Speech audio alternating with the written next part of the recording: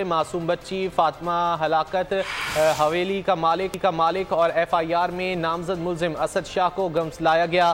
Police ذرائع کی جانب سے بتایا گیا ہے کہ ملزم اسد شاہ کے D N A test sample کے لیے رات گئے گمس اسپتال لایا گیا ہے۔ ملزم کے گچ اور بھی کچھ ٹیسٹ کیے گئے ہیں۔ ملزم اسد شاہ 4 روزہ جسمانی ریمانڈ پر پولیس کی تحویل میں ہے۔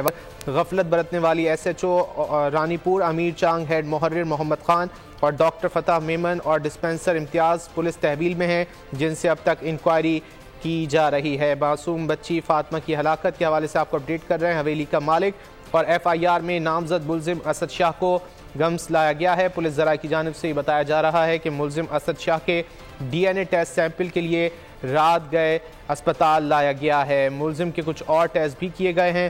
ملزم اسد شاہ 4 روزہ جسمانی ریمانڈ پر پولیس کی تحویل میں ہے۔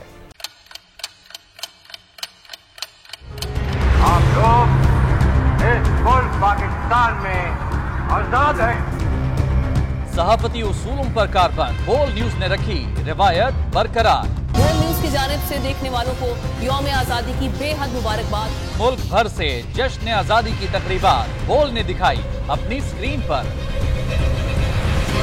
پاکستان کے 76ویں یوم آزادی کا جشن بول نے سنائی پاکستان زندہ باد کے نعروں کی گونج۔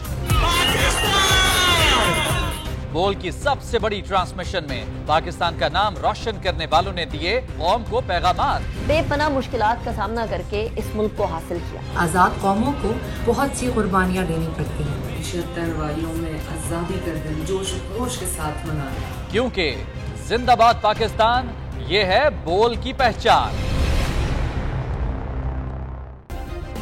سبسکرائب کریں اور بیل دبائیں تاکہ کوئی خبر رہ نہ جائے۔